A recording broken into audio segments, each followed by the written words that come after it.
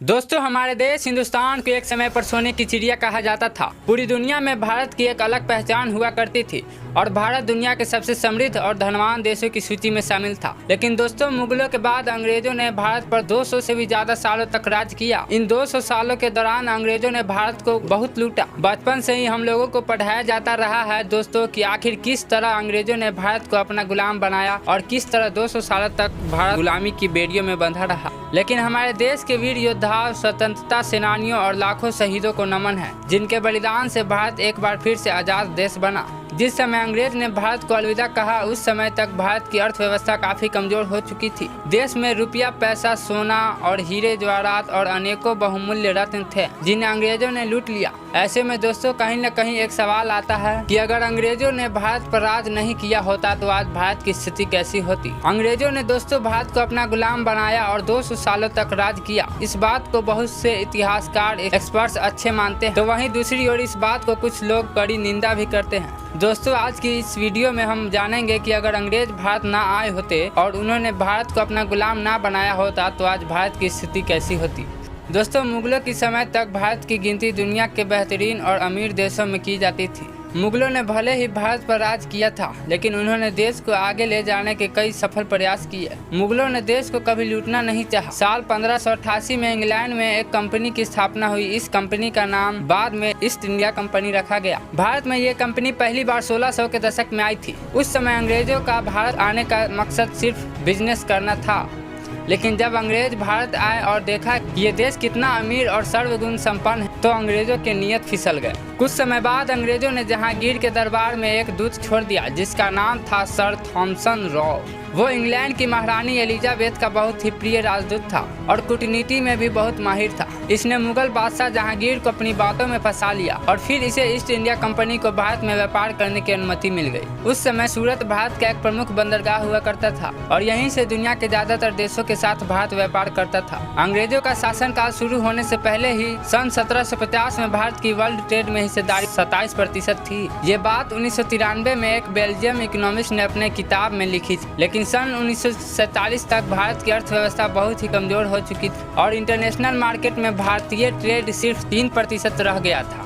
अंग्रेजों ने 1757 में हुई प्लासी के युद्ध में धोखे से बंगाल पर कब्जा कर लिया और यहीं से हिंदुस्तान में अंग्रेजी हुकूमत की शुरुआत होती है। आमतौर पर कहा जाता है कि अंग्रेजों ने 200 वर्षों तक हमारे देश पर शासन किया। 1757 से 1947 तक भारत ने कितना संघर्ष किया, ये बातें इतिहास के पन्ने में दर्ज है।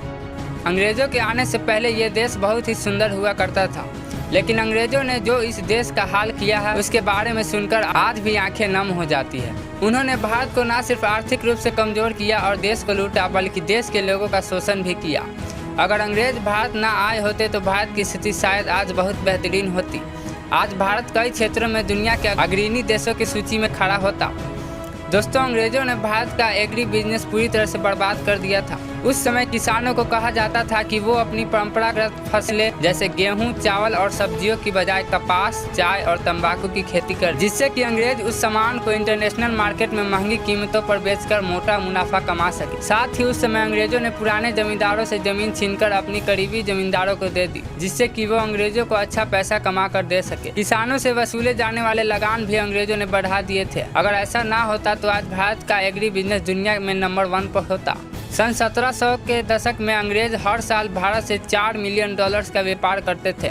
ये रकम आज के समय के हिसाब से भी काफी बड़ी रकम मानी जाती है। ऐसे में आज से 300 साल पहले इस रकम का क्या महत्व होगा, इसका अंदाजा आप लगा सकते हैं। बात करें कपड़े की बिजनेस की, तो अंग्रेज उस समय हमारे देश से बहुत कम कीमत पर कपास और कपड़ा खरीदा करते थे। कपड़ा खरीदने के बाद उसे जहाजों की मदद से इंग्लैंड भेजा जाता था। इंग्लैंड में मौजूद मशीनों से उन कपड़ों को अच्छी तरह से सिला जाता था और तैयार कपड़ों को भारत समेत पूरी दुनिया में बेचा जाने लगा। कई सालों तक ऐसा ही चलता रहा और इससे भारत में निर्यात के बजाय आयात ज्यादा होना शुरू हो गया। इसके बाद अंग्रेजों ने इंग्लैंड के मशीनों को भारत में ही लगा दिया। यहाँ पर उन्हें बेहद ही कम दामों पर मजदूर मिल जाते थे, जिससे कपड़े बनाने में पैसे कम खर्च होता था और भारत सहित दुनिया के कई देशों में रेडीमेड गारमेंट्स की सिलाई की जाने लगी। लेकिन इसका पूरा फायदा सिर्फ अंग्रेजों को हो रहा था।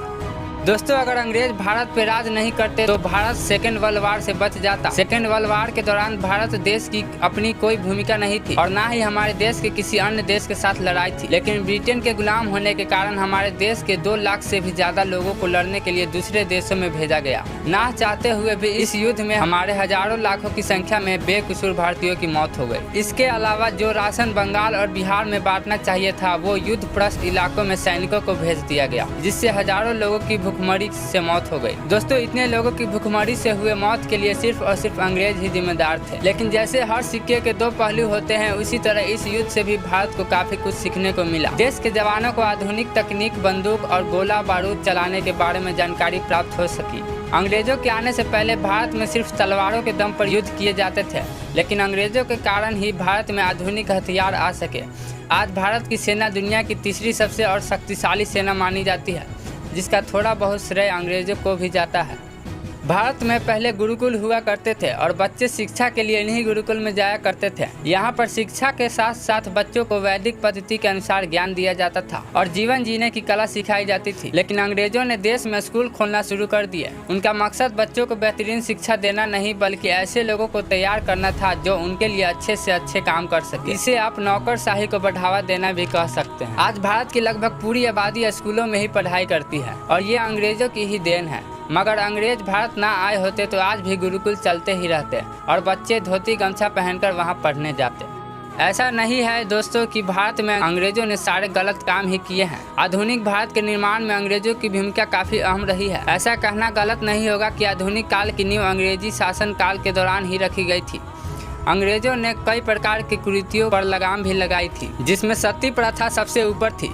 इस प्रथा के तहत जब किसी महिला के पति की मौत हो जाती थी तो वो खुद भी चीता के साथ जिंदा जलकर आत्महत्या कर लेती थी। इस प्रथा पर रोक लगाने के लिए महान समाज सुधारक राजा राम मोहन रॉय ने भी बेहद महत्वपूर्ण योगदान दिया है।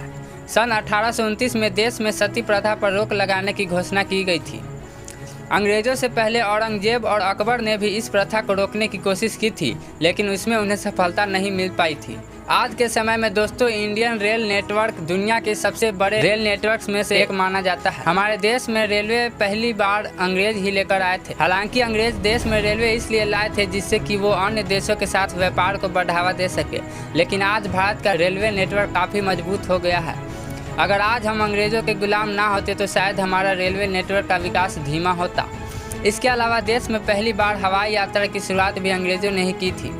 अंग्रेजों के आने के बाद सन 1860 तक देश में राजतंत्र ही हुआ करता था। 1861 में हमारे देश में पहली बार पार्लियामेंट्री चुनाव आयोजित किए गए, यानी कि देश में डेमोक्रेसी लाने का श्रेय भी अंग्रेजों को ही दिया जाता है। 18वीं शताब्दी से पहले भारत देश कई अलग अलग रियासतों में बटा हुआ था। अंग्रेजों ने उन सभी रियासतों को मिलाकर एक भारत का निर्माण किया। देश में सिविल एग्जाम्स की शुरुआत भी अंग्रेजों ने ही की थी।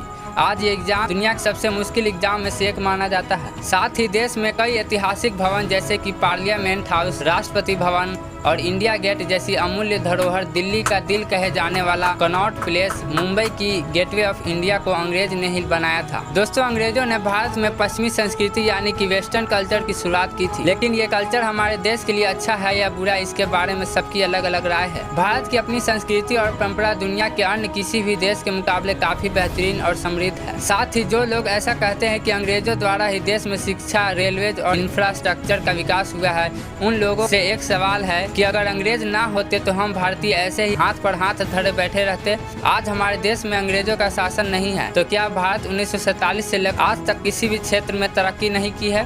पिछले 75 सालों के दौरान भारत ने हर क्षेत्र में बेहतरीन और काबिले तारीफ काम किया है। आज भारत को डेवलपिंग नेशन कहा जाता है। लेकिन अगर अंग्रेज भारत ना आए होते तो शायद आज हमारा देश डेवलप्ड देशों की सूची में शुमार होता। कुछ इतिहासकारों का ऐसा भी मानना है कि अंग्रेजों ने भारत से कई जहाज भरकर सोना इंग्लैंड भेजा था। अगर वो सोना हिंदुस्तान में वापस आ जाए तो हमारा देश एक बार फिर से सोने की चिड़िया बन जाएगा। अगर अंग्रेजों ने भारत को अपना गुलाम ना बनाया होता तो आज बेशकीमती और बहुमूल्य कोहिनूर हीरा भी हमारे पास ही होता। ये हीरा एंग्लो सिख वॉर के दौरान लाहौर में हुई संधि के तहत इंग्लैंड के महारानी क्वीन विक्टोरिया को दे दिया गया था। तब से लेकर आज तक ये हीरा इंग्लैंड के महारानी की मुकुट की शोभा बढ़ा रहा है।